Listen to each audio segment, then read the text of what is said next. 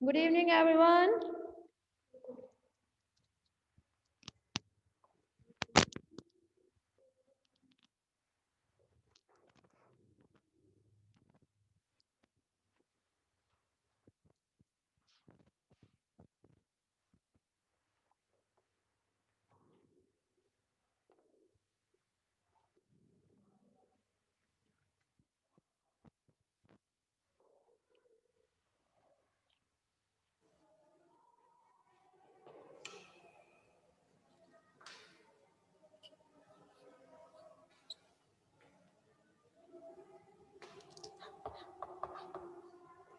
हाँ भाई, हम लोग बात कर रहे थे अब कबूतर के बारे में।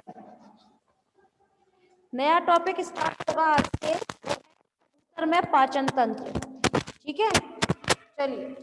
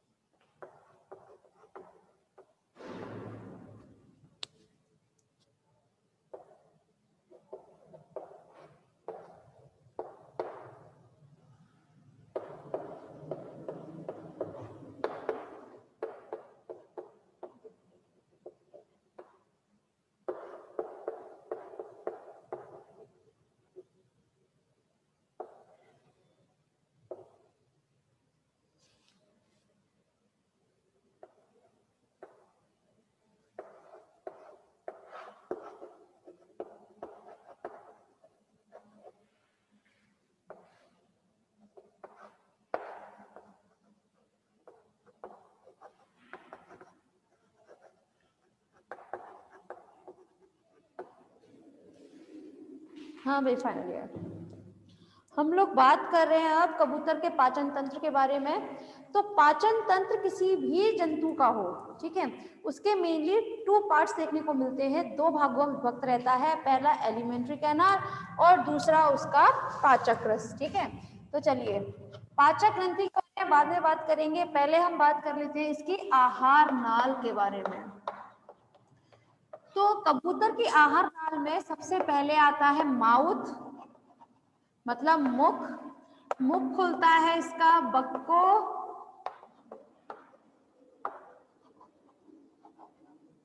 फेरेंजियल कैविटी में, बक्को फेरेंजियल कैविटी खुलती है ईसोफेगस में। ईसोफेगस आगे चलकर खुलता है आपके स्टमक में। Stomach, intestine and intestine last में रेक्टम में खुलता है। रेक्टम खुलता है आपका क्लोएका में। क्लोएका मतलब अवस्कर, और अवस्कर लास्ट में खुलता है क्लोएकल अपर्चर में, मतलब अवस्कर छिद्र में। ठीक है, तो इन सभी पार्ट्स के बारे में, इन सभी भागों के बारे में हमें स्टडी किसमें करनी है? आहार नाल के बारे में। तो चलिए बात कर लेते हैं। सबसे पहले हम बात करेंगे माउथ के बारे में। ठीक है, तो क्लास जब हम लोग बात करें माउथ में, तो आप लोग जानते हैं माउथ पिजन के बारे में स्टडी कर रहे हैं, तो उसमें क्या क्या आएगा?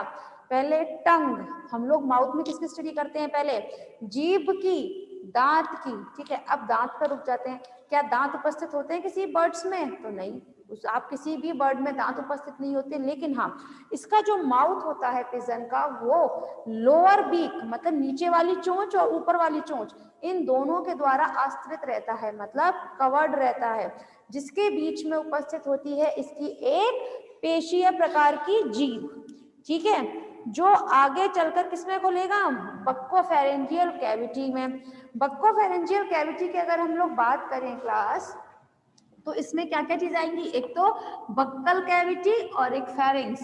इन दोनों में जब हम लोग डिफरेंशिएट नहीं कर सकते, अंतर नहीं कर सकते, तब हम लोग उसको एक ही टर्म दे देते हैं, बक्कोफेरेंजियल कैविटी। तो बक्कोफेरेंजियल कैविटी में सबसे पहले हम बात करेंगे अबाउट टंग। ठीक है, तो जब हम लोग बात करें क्लास आपके बक्कल कैविटी में उपस्थित टंग के बारे में, जीभ में, तो इसमें ये जीभ जो होती है, एक तो थोड़ी सी नुकीली होती है। जीभ कैसी होगी? नुकीली जीभ होती है, जिसमें पेशियां नहीं पाई जाती हैं, पेशियां अनुपस्थित होती हैं। लेकिन क्लास पेशियां तो अनुपस्थित हैं, लेकिन इसके अलावा इसकी टंग पर क्या पाई जाती हैं? हाइयोइड, हाइयोइड ग्रंथि, मतलब हाइयोइड एपरेटस। ठीक है ना, हाइयोइड एपरेटस प्रेजेंट रहता है, भले ही पेशी से प्रेजेंट नहीं होती। अब ये हाइयोइड एपरेटस का फंक्शन क्या होता है वो समझिएगा। ये हाइयोइड एपरेटस जो है वो इसकी जीभ को गमन कराने में, मतलब इधर से उधर हिलाने डुलाने में, ये हाइयोइड एपरेटस बहुत ही ज्यादा इंपॉर्टेंट रोल प्ले करता है। ठीक है, जबकि देखिए हम लोग अपनी जीभ किस वजह से हिला पाते हैं? क्योंकि हमारे इसमें जीभ में पेशियां पाई जाती हैं। लेकिन मैंने क्या कहा, कबूतर में पेशियां तो अनुपस्थित हैं, लेकिन इसमें हाइयोइड एपरेटस है। तो हाइयोइड एपरेटस से अपनी जीभ को थोड़ा बहुत हिला तो सकता है, लेकिन अंदर और बाहर नहीं कर पाता है ना। तो इसलिए से थोड़ी बहुत हिला पाता है ये जीभ। तो यहाँ होता है आपके जीभ। Next, internal nares. Internal nares के बारे में अगर हम लोग क्लास बात करें, तो इंटरनल नेरिस मतलब आपके अंदरूनी, अंदर की तरफ से जो ये नासा छिद्र उपस्थित होते हैं, ठीक है ना, उन्हें हम बोलते हैं इंटरनल नेरिस। तो चलिए बात कर लेते हैं अब हम लोग। ये इंटरनल नेरिस जो है,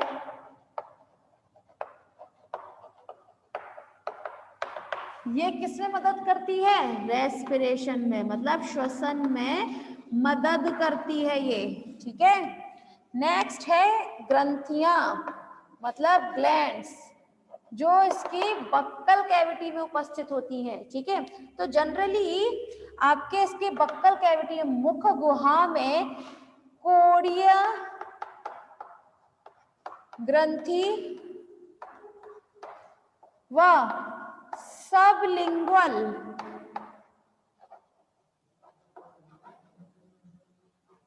सबलिंगुअल ग्लैंड पाई जाती है। ठीक है ना, इसमें क्या क्या उपस्थित होती है? एक तो कोड़ीय ग्रंथि और सबलिंगुअल ग्लैंड। ये चीज आप लोगों को स्टार्टिंग में बताई थी जब आपको स्किन के बारे में बताया था तब, है ना? क्या हुआ? अच्छा, ठीक है, तो उसमें हम क्या करते हैं कि इसमें सिर्फ कोड़ीय ग्रंथि और सबलिंगुअल ग्लैंड अनुपस्थित होते हैं। नेक्स्ट, अब हम बात करेंगे फेरिंग्स के बारे में। फेरिंग्स मतलब ग्रसनी। ठीक है। बक्कोफेरेंजियल कैविटी में नेक्स्ट पार्ट किसका होता है? फेरिंग्स का, ग्रसनी का होता है। ठीक है, तो क्लास जब हम लोग बात करें ग्रसनी के बारे में, तो ग्रसनी में कुछ ग्लैंड्स उपस्थित होती हैं, कुछ डक्ट पाई जाती हैं, जिन्हें हम बोलते हैं यूस्टेकियन ग्रंथि। ठीक है, और साथ में इसमें कुछ और भी ग्रंथियां पाई जाती हैं। ठीक है, जब हम लोग बात करें फेरिंग्स के बारे में, फेरिंग्स में ये एक ग्लॉटिस पाया जाता है। क्या पाया जाता है? ग्लॉटिस। अब क्वेश्चन यहाँ पर ये आता है ग्लॉटिस क्या है? तो ग्लॉटिस एक घंटी नुमा संरचना होती है। आप भी अपना मुख खोलकर देखोगे तो बक्कल कैविटी के नीचे की तरफ आपको भी घंटी नुमा संरचना दिखाई देती है ना? तो वो क्या होता है? उसको हम बोलते हैं ग्लॉटिस। ठीक है, जब हम बात करें कबूतर के बारे में, तो कबूतर में ग्लॉटिस के आगे की तरफ एक संरचना और उपस्थित होती है, जिन्हें हम बोलते हैं गलेट। क्या बोलते हैं? गलेट बोला जाता है। ये गलेट का एक्चुअली फंक्शन क्या है, कार्य क्या होता है? ये गलेट ईसोफेगस की ओपनिंग मानी गई है। ओपनिंग से मतलब ये उसका प्रवेश द्वार है ईसोफेगस के लिए। ठीक है ना? अगर वो अपनी बक्कल कैविटी से कुछ भी चीज अंदर लेगा तो पहले उसको कहाँ से? गलेट से होते हुए जाएगा। ठीक है ना? और आप लोग जानते हैं ग्लॉटिस का मेन फंक्शन क्या होता है? ये भोज्य पदार्थ को ये इस तरीके से दो जगह में डिवाइड होता है ईसोफेगस, है ना? किस किस चीज में डिवाइड होता है आपका फेरिंग्स आगे चलकर? एक तो रेस्पिरेटरी ट्रैक्ट,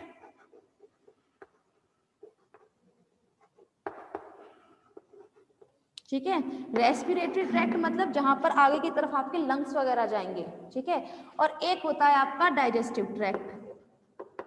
अब इनका मतलब समझ जाती हूँ। देखिए, जब भी इंसान खाना खाता है, हम एक नॉर्मल ह्यूमन को लेकर चलते हैं, मानव को लेकर। आप लोग क्या करते हैं? जब भी अपना खाना निगलते हैं उस वक्त आप सांस नहीं लेते, है ना? और जब सांस ले रहे होते हैं उस वक्त आप खाना नहीं निगल पाते। उसका जो मेन रीजन होता है वो यही होता है, ग्लॉटिस। क्यों? क्योंकि जब आप खाना निगलते हैं ना, तो ये आपके मुख में अंदर की तरफ ग्लॉटिस उपस्थित होती है। अपना मुंह जोर से खोलकर देखना, दिख जाएगी। ठीक है, तो वो हमेशा आपके रेस्पिरेटरी ट्रैक्ट पर इस तरह से एक वॉल्व लगा लेता है कि खाना डायरेक्ट आपके डाइजेस्टिव ट्रैक्ट में जाए, रेस्पिरेटरी ट्रैक्ट में ना चला जाए। इसीलिए जब बच्चे को खाना खिलाते हैं ना, उस वक्त क्या बोलते हैं? हंसाओ मत, ये हंसेगा ना तो खाना अटक जाएगा। अटकने का मतलब क्या है? कि वो हंसते हंसते सांस में चला गया ना अगर, तो डाइजेस्टिव ट्रैक्ट की बजाय रेस्पिरेटरी ट्रैक्ट में चला जाएगा, है ना? तो जो कि हानिकारक होगा, है ना? इसीलिए कहते हैं कि खाना खाते वक्त बिल्कुल भी हंसना नहीं चाहिए, क्योंकि रेस्पिरेटरी ट्रैक्ट में जाने का खतरा ज्यादा होगा। तो ये ग्लॉटिस जो है वो इन सब तरीके से हमें थोड़ी सी बचाती है। हमें क्या? आपके पिजन को भी, मतलब पक्षियों को भी, एविस को भी बचाती है। तो ये आपका ग्लॉटिस, इसके आगे की तरफ उपस्थित होगा गलेट। ठीक है, गलेट जो है वो आगे चलकर किसमें खुलेगा? ईसोफेगस में। अब क्लास जब हम लोग बात करें ईसोफेगस के बारे में,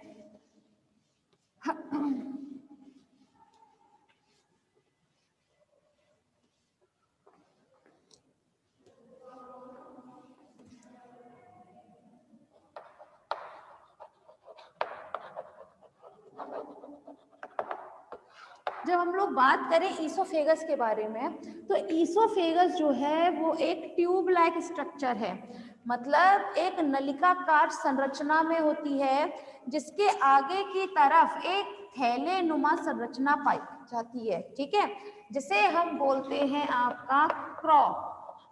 क्या बोलते हैं? क्रॉप। और इसे हिंदी में अन्नपुट भी बोला जाता है। क्या बोला जाता है? अन्नपुट भी बोला जाता है। अब क्वेश्चन यहाँ पे ये आता है कि अन्नपुट क्या होता है? तो पहली बात, ये क्रॉप जो है वो नर व मादा, ठीक है, दोनों में ही उपस्थित होता है। ठीक है, ऐसा नहीं है कि सिर्फ और सिर्फ मादा में ही पाया जाए, नहीं, ये क्रॉप नर और मादा दोनों ही प्रकार के कबूतरों में उपस्थित होगा। और साथ में इसमें क्या रहता है? ये जो क्रॉप होता है इसमें एक, कैसी आवाज है ये, इसमें एक पनीरी पदार्थ पाया जाता है। पनीरी पदार्थ मतलब आपका न्यूट्रिटिव सब्सटेंस,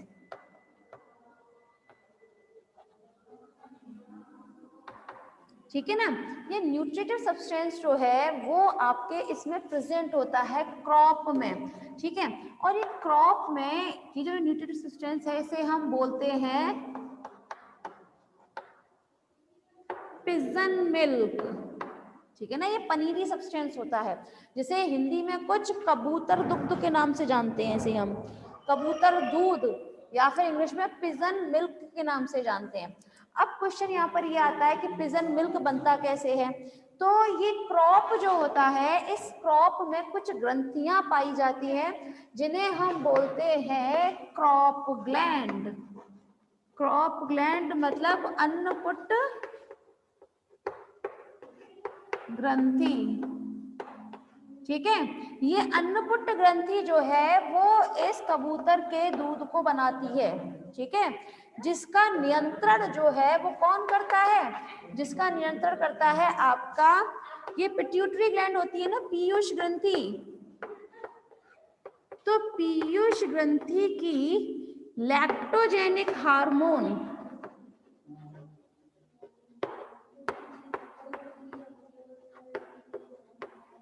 ठीक है ना।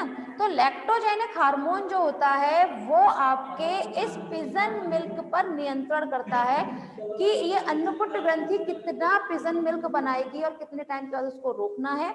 ये सब चीज कौन नियंत्रण करता है, लैक्टोजेनिक हार्मोन नियंत्रण करता है, पहली बात। अब इसका फंक्शन क्या होता है क्लास, इसका फंक्शन समझिएगा। यहाँ पर क्या बनता है आपका ये पिजन मिल्क, पिजन मिल्क बनता है। तो ऑब्वियसली सी बात है इसमें जब इनके बच्चे छोटे होते हैं, नवजात बच्चे होते हैं पिजन के, तब ये अपने क्रॉप में बने हुए इस पनीरी सब्सटेंस को अपने ईसोफेगस में से बाहर निकालता है और उद्गलित करता है। उद्गलन से मतलब है ये अपने मुंह में से वॉमिट करके अपने बच्चे को वो देता है, ठीक है ना। हम लोग जनरली ह्यूमंस में क्या करते हैं, हम लोग उसमें आपके क्या कहते हैं फीडिंग कराते हैं डायरेक्ट, है ना। लेकिन आपके पिजन में क्या रहता है, इसमें क्रॉप में बना करता है। ये सब पिजन मिल्क जो है कहाँ बनेगा, क्रॉप में बनेगा। और उसको बाद में वो अपने मुंह से क्या करेगा, उद्गलित करके अपने बच्चे को, नवजात बच्चे जो होते हैं उनको फीडिंग कराते हैं। और ये काम नर व मादा दोनों कर सकते हैं। जनरली इनमें क्रॉप मिल्क में, आई मीन टू से क्रॉप में जो पिजन मिल्क होता है ना, कबूतर दूध, ये निर्माण जो है जनरली मौसम जब बहुत अच्छा होता है तब ज्यादा बनता है। जैसे बरसात के मौसम में बहुत ज्यादा देखने को मिलता है पिजन मिल्क। लेकिन बाकी के जो मौसम होते हैं उसमें ये दूध थोड़ा सा कम नंबर में ही बनता है, लेकिन बनता जरूर है, ठीक है ना। बाकी तो खैर आप लोगों को यहाँ बता ही दिया, ठीक है क्लास। बाकी अगर हम लोग बात करें आपके क्रॉप में क्या सिर्फ क्रॉप ग्रंथियां, अन्नपुट ग्रंथियां ही पाई जाती हैं, तो नहीं। इसमें आपकी क्रॉप ग्लैंड के अलावा, अन्नपुट ग्रंथियों के अलावा और भी ग्रंथि पाई जाती हैं, जैसे आपकी म्यूकस ग्लैंड, म्यूकस ग्रंथि, ठीक है। अब म्यूकस ग्रंथि है तो ये किसका सीक्रेट करेगी, म्यूकस का। म्यूकस मतलब श्लेष्म, श्लेष्म का स्त्रावन करती है। ये श्लेष्म का स्त्रावन क्यों किया जाता है, क्योंकि जैसे इसने जो कुछ भी खाना खाया है, ठीक है, वो इसके अन्नपुट में गया। अब अन्नपुट में जाने के बाद में ये क्या करेगा, उस खाने में अपना म्यूकस जो है मिलाएगा, जिससे खाना थोड़ा सा लसलसा हो जाएगा। हम अपना सलाइवा मिलता है ना हमारे खाने में, जिससे क्या हो जाता है कि हमारा खाना जो है थोड़ा सा लसलसा हो जाता है, ठीक है ना। तो सिमिलरली इसकी जो म्यूकस ग्लैंड है वो म्यूकस इसके भोज्य पदार्थ के साथ मिलकर उसको थोड़ा सा लसलसा बनाती है और खाने में थोड़ा डाइजेस्ट करने में उसकी हेल्प करती है, ठीक है।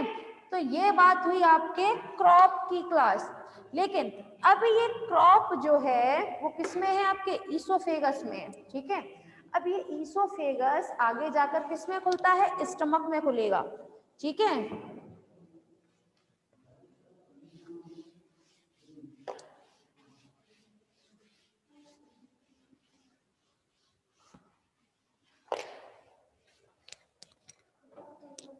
ईसोफेगस कहाँ जाकर खुलता है, स्टमक में। स्टमक को हिंदी में बोला जाता है आमाशय। ठीक है, अब क्लास समझिएगा, जब हम लोग बात करें आमाशय के बारे में तो ईसोफेगस आगे जाकर स्टमक में खुल रहा है। ठीक है, स्टमक के दो पार्ट्स होते हैं, first is proventriculus and second is gizzard. ठीक है, चलिए एक काम करते हैं, एक बात और खास कि जब ईसोफेगस आपके आमाशय में खुलता है, ठीक है, तो आमाशय में पहुंचने से पहले ये ईसोफेगस फिर से नलिकाकार संरचना में बदल जाता है। ठीक है, देखिएगा, पहले ये नलिकाकार संरचना में था, लेकिन उसके बाद फिर ये थैले लाइक संरचना में बदल गया, उसके बाद फिर से ये नलिकाकार में बदल गया, और फिर ये किसमें एंट्री करता है, किसमें खुलता है, आपके स्टमक में। ये है आपका स्टमक कबूतर का। ठीक है, अब इसका मैंने क्या करती हूँ, इसको यहाँ से उठाती हूँ और यहाँ पे इसको थोड़ा से बड़े साइज में दिखाते हैं। ठीक है, यस।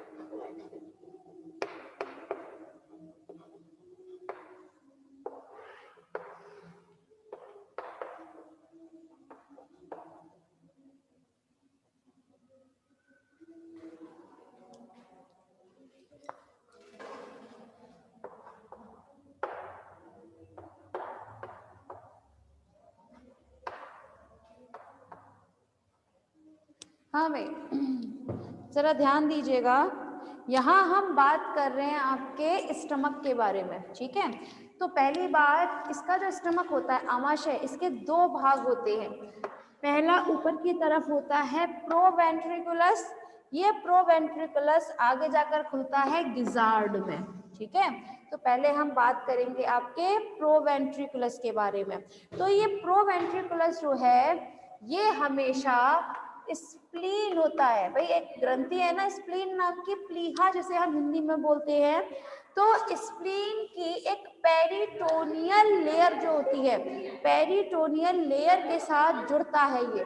वो भी कौन सा, ये हमेशा अपनी राइट साइड से,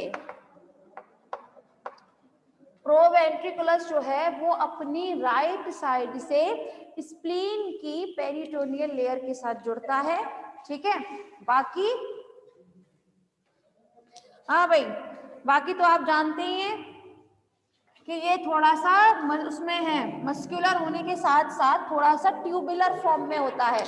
कैसे होता है ये ट्यूबुलर, मतलब नलिकाकार संरचना में है, जो आगे की तरफ खुलता है कार्डियक में। कार्डियक क्या होता है, कार्डियक एक आमाशय का एक भाग होता है ना, कार्डियक हृदय जैसे हम हिंदी में बोलते हैं। तो कार्डियक ओपनिंग आगे जाकर खुलेगी गिजार्ड में। ठीक है, अब यहाँ पर एक बात समझने की है, मेन पोर्शन जो होता है इस आमाशय का वो गिजार्ड ही होता है, ठीक है। अब गिजार्ड को समझिएगा। पहली बात, गिजार्ड थोड़ा मस्क्यूलर होता है, मस्क्यूलर से मतलब है पेशीय। इसकी जो भित्ति होती है बहुत ज्यादा मोटी होती है, ठीक है। ये इसकी भित्ति बहुत ज्यादा मोटी होती है, लेकिन इसकी जो ल्यूमेन होती है, जो गुहा उपस्थित होती है गिजार्ड में, इसकी जो गुहा है, ठीक है, जिसे हम इंग्लिश में ल्यूमेन बोलते हैं, ठीक है, वो संकरी होती है। संकरी से मतलब वो बहुत ज्यादा आपकी वैसे नैरो मिलाकर की बहुत पतली। देखिए जरा, ये पूरा पोर्शन है आपका गिजार्ड का, ठीक है, लेकिन इसमें ये वाला पोर्शन जो है इतना, ये तो इसकी भित्ति है। अब ये क्या बताया, ये भित्ति थोड़ी सी मोटी होती है, ठीक है ना। ये मोटी तो भित्ति होती है, लेकिन इसके अंदर की जो ये सेल ल्यूमेन है, सेल ल्यूमेन मतलब आपकी गिजार्ड की ल्यूमेन जो गुहा है वो एकदम पतली होती है, संकरी होती है, जैसे नलिकाकार आकार में होगी, ठीक है। जिसमें मौजूद होते हैं ये छोटे छोटे पत्थर। क्या मौजूद होते हैं? ये स्टोन, ये दिख रहे हैं छोटे छोटे पत्थर, ये गिजार्ड में पाए जाते हैं। ये एक्चुअली जब कबूतर खाना खाता है ना, तो उस वक्त कभी कभी खाने के साथ निगल लिए जाते हैं, ठीक है, जो एक्चुअली इनकी हेल्प करती हैं। जब इनका पाचन होता है तो जो भोज्य पदार्थ इनके गिजार्ड में आते हैं, ठीक है, तो गिजार्ड में आने पर भोज्य पदार्थ इन स्टोन के साथ मिलकर अच्छे से पीसे जाते हैं, ठीक है ना। जो भी ये भोज्य पदार्थ करता है उसको क्या करता है, अच्छे से पीसने के लिए ये स्टोन, ये पत्थर बहुत ज्यादा काम आते हैं। किस तरह से आएंगे वो समझिएगा।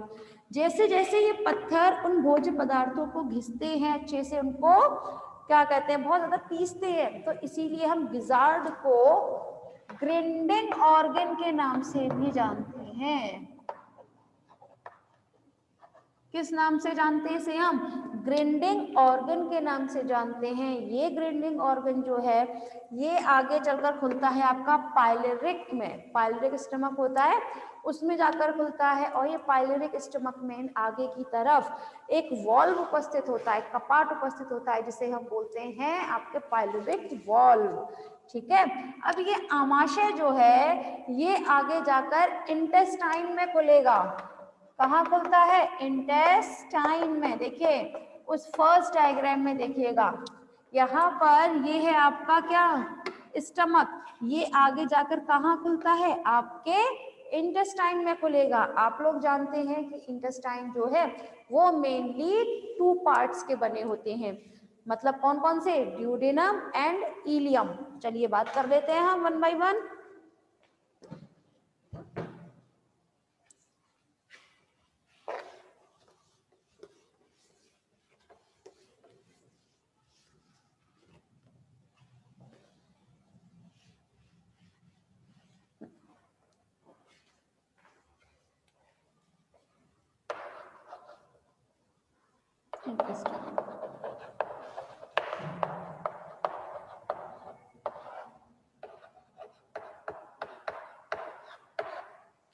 जब हम लोग बात करें क्लास इंटेस्टाइन के बारे में, आंत्र के बारे में, अच्छा फाइनली यार आप लोग जरा रीजन कीजिए प्लीज।